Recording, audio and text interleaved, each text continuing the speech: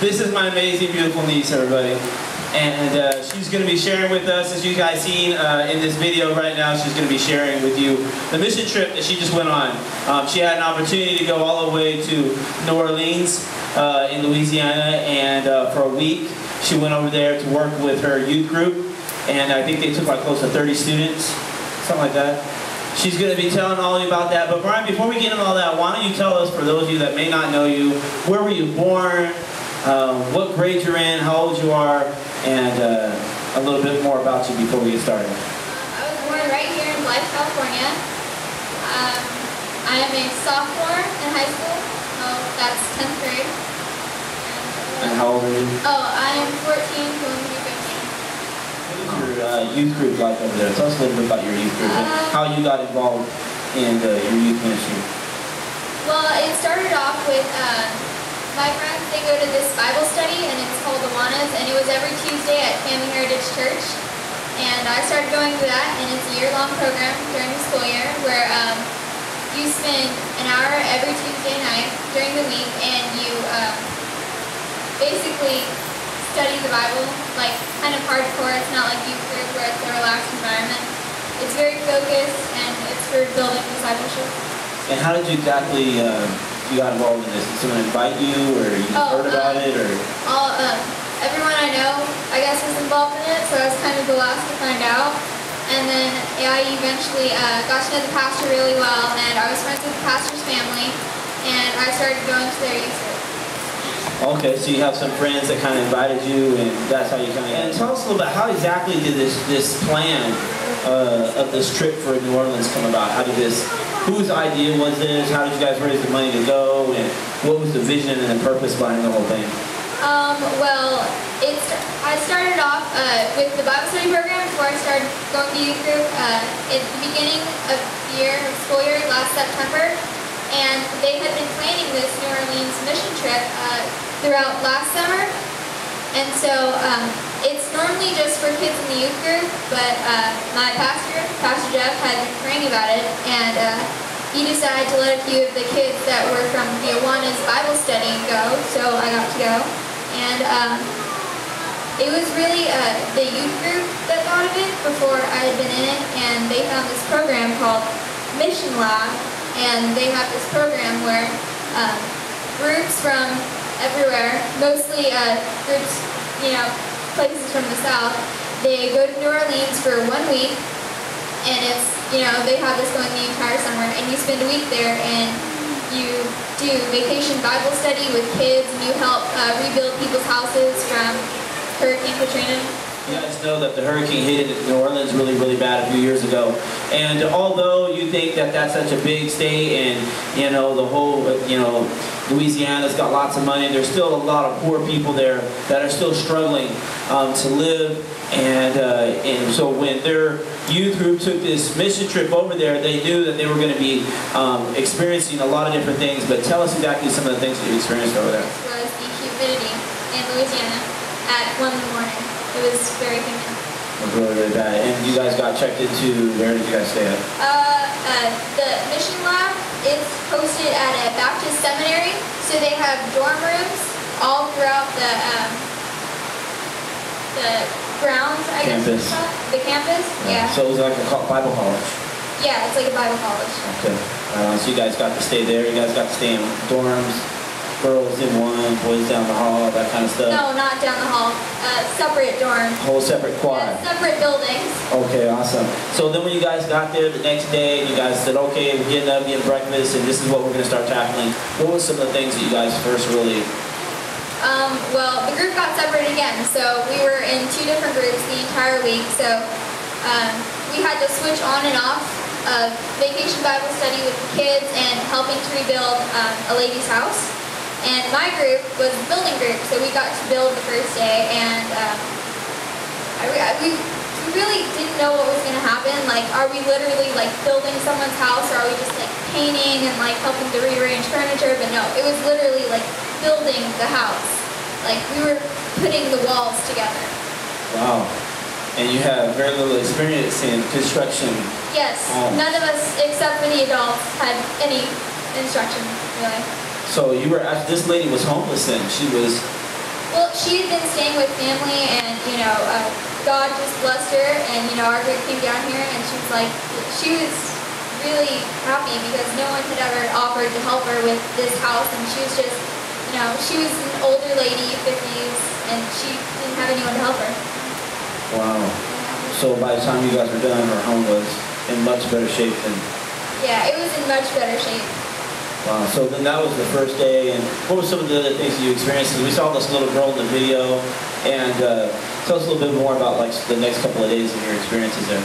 The next couple of days, I think one of the things that we all were just shocked to experience when we went there is New Orleans is still like just terrible. Like the buildings there, it's not upkept, and most people, you will see a lot of homeless people there, like unbelievable. And these people have gone through so much, and they've been hurt a lot, and they're kind of in despair. But they are the nicest people you will ever meet.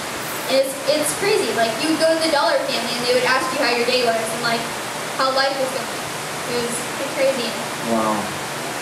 So then, did you say to spend the whole week working on this lady's house, or did you guys experience other things? Or? Every other day, we would do something else. So building the first day, and then we did vacation Bible school the second day. So now towards the end of your guys' trip, what were the final things that you guys were? Something that really affected us was Thursday night. Some stuff had happened that day that was very personal for me and a lot of the other girls there. And we had a group time that night. Because, every night we would have a group night and we would talk about what had happened that day. But Pastor Jeff was like, no, okay, tonight we're going to do something different. I want a couple people to volunteer to share what they have experienced today and give the testimony. I'm not going to tell you who you are, because you know that God is calling you and telling you to say something. So, and then I shared what had happened that day and some very personal things, and I told the group a lot of things that I hadn't told anybody else, and I hardly knew these people. And it was very personal, some of the stuff that happened that day, and I kind of just told everything that had been happening in my life, and everyone was bawling their eyes out, and I was crying, and it was pretty crazy. And it was just a full-out testimony. All the problems that my family had been going through, the fears that I had been experiencing that day, because some pretty, out there stuff happened that day. And God used me that day, because if I hadn't have said anything, we wouldn't have found out some certain things about some other girls, because they wouldn't have had the courage to say anything. I'm the smallest one in that group. I was also the youngest. And later on that night, we went back to the dorm room, and all the girls gathered in one room. And because of what I had said to everyone else in the group, we all gathered in a room, and the girls told very personal things. And I found out some of my friends, they had been raped, and they never told anyone. And I found out that my friends were being abused at home, and they hadn't told anyone. And I just saw God, completely explain to me that the truth had set these girls free. And it was pretty crazy. And I finally understood the love that God had been explaining in the Bible, where you would be willing to lay your life down for your friend. It's not the average everyday friendship that we had all been experiencing. It's something completely different. And it's the kind of friendship and companionship where when someone else is hurt, you feel exactly what they feel, and you are in as much pain as they are, and you just completely, you have empathy for everything that they're feeling, and you're hurt just as much as they are. So by the time you guys were concluding it, man, it looked like God had really moved. And would you, looking back on this trip, would you say this was something that completely caused your life to change, draw closer to God?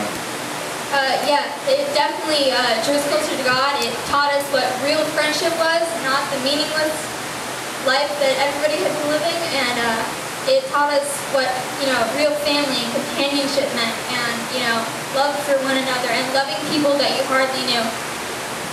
At the beginning of the week, a lot of us didn't know each other that very well at all in the group, and by the end of the week, we were all a family. and we were just closer than ever. Oh, that's awesome. That's awesome. And they did not know the love of God. You know, New Orleans has a reputation for not being the most Christian-based community. So going over there, sometimes God may not be quite as welcome in that community. So when you get over there and kind of in the same way of being here tonight, help the audience here tonight and those watching on the internet to understand the true love of God, the same way that you were trying to express that love of God to the people in New Orleans. I think one of the big aspects of the love of God is that He loves you even with all of your problems, with all of your faults, with all of your, imperfections. He loves you anyways. He loves you whether or not you know Him. He loves you despite everything else that's going on in your life. Whether or not you choose to pay attention to Him and spend time with Him and love Him too, He loves you anyways. And I think that was one of the biggest things that my group learned was that I'm sitting on the internet at home and I'm watching this right now. How could someone watching this program tonight come to know this love?